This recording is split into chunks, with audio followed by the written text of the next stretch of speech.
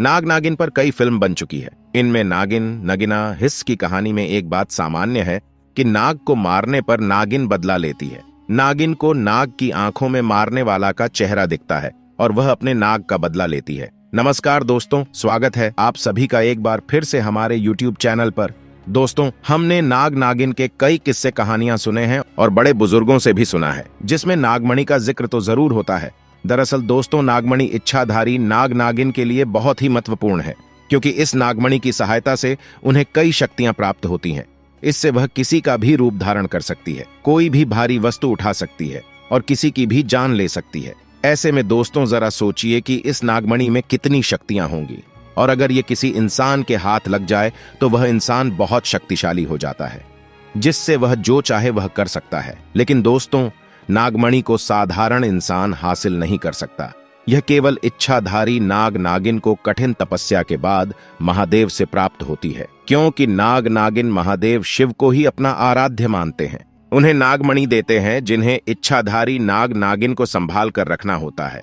लेकिन दोस्तों, अगर कोई व्यक्ति नागमणि चालाकी से चुरा ले तो उस व्यक्ति के साथ क्या होगा, आइए जानते हैं आज की इस वीडियो में। क्योंकि दोस्तों, तब क्या हुआ होगा जब इच्छाधारी नागिन ने दिया एक बच्चे को जन्म, और व्यक्ति की एक गलती के कारण इच्छाधारी नागिन ने उसके साथ जो किया सुनकर लोगों के होश उड़ गए। तो ऐसे में वीडियो को आगे बढ़ाते हुए कहानी को शुरू करते हैं। दोस्तों, ये चमत्कारी घटना है राजस्थान के एक छोटे से गांव चंदेला गांव की। दरअसल यह घटना घटित हुई चंदेला गांव के मुखिया और वहां के सबसे धनी इंसान ऋषि जी के साथ। ऋषि करीब आज से 5 साल पहले एक साधारण एवं गरीब का जीवन व्यतीत करते आ रहे थे। वह अक्सर जंगल में अपनी बकरियां चराने जाया करते थे। एक दिन बकरी चराते चराते वह जंगल के थोड़ा और अंदर निकल गए। उसी जंगल में एक इच्छाधारी नागिन अपने नाग के साथ एक विशाल पेड़ के पास रहा करती थी। वह नागिन गर्भवती थी। शाम का वक्त था और ऋषि जब उस पेड़ के पास से गुजरा तो उसे वहां एक तेज चमकती चीज दिखाई दी, परंतु साथ ही वह दोनों नाग नागिन भी वहीं थे।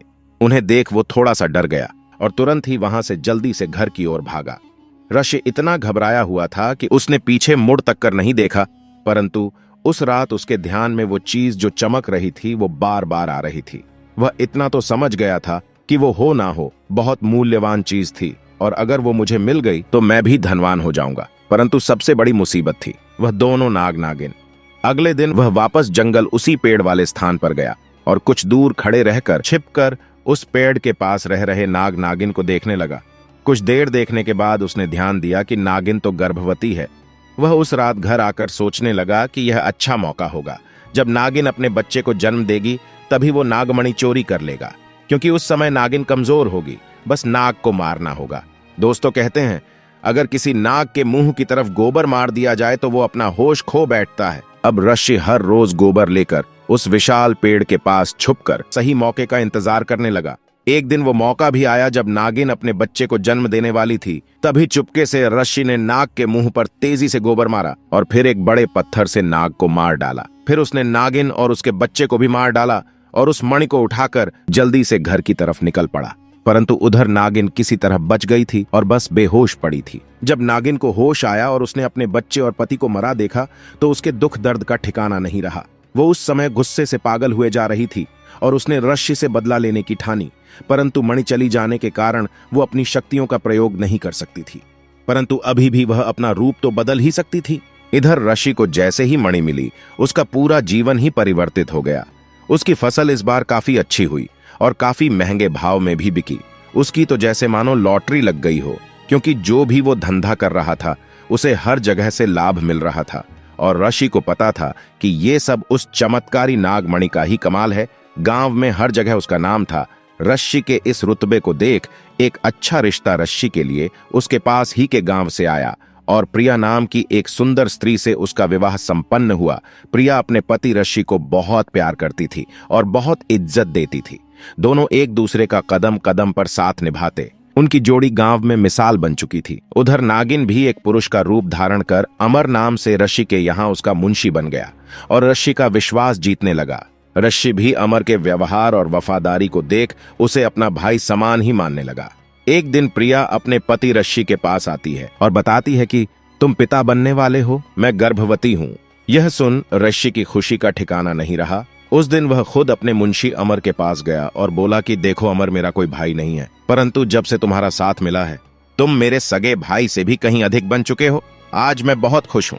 इसीलिए आज मैं अपनी पत्नी और तुम्हें एक खास जगह ले जाना चाहता हूं, क्योंकि मेरा इस दुनिया में तुम लोगों के सिवा कोई नहीं है। और वो अपनी पत्नी और अमर को कार में बैठाकर गांव के एक कोने में ले जाकर कार एक छोटी सी कुटिया के सामने रोकता है और बताता है कि जब वह छोटा था तब इसी कुटिया में उसकी मां की जान उसे जन्म देती चली गई थी। उसके पिता तो पहले ही गुजर चुके थे।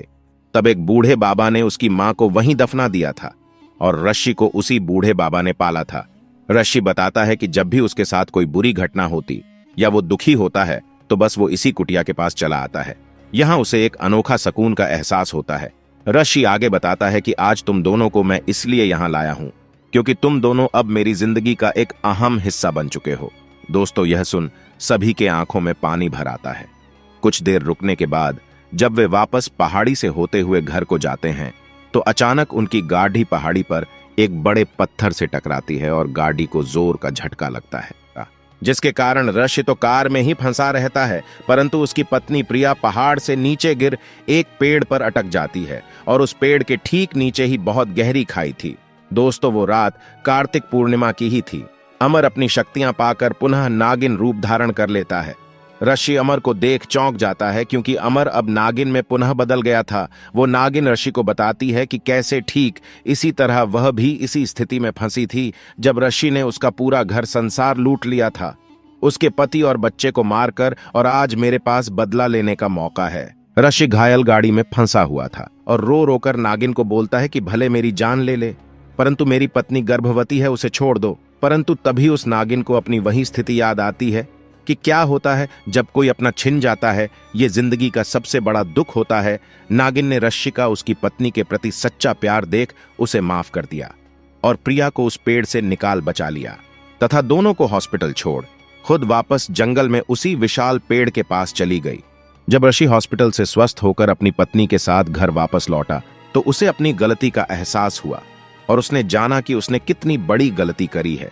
वो नागमणि को लेकर उसी विशाल पेड़ के पास गया और उस पेड़ के पास उस नागमणि को रख फूट फूट कर रोने लगा और शाम को वापस घर आ गया।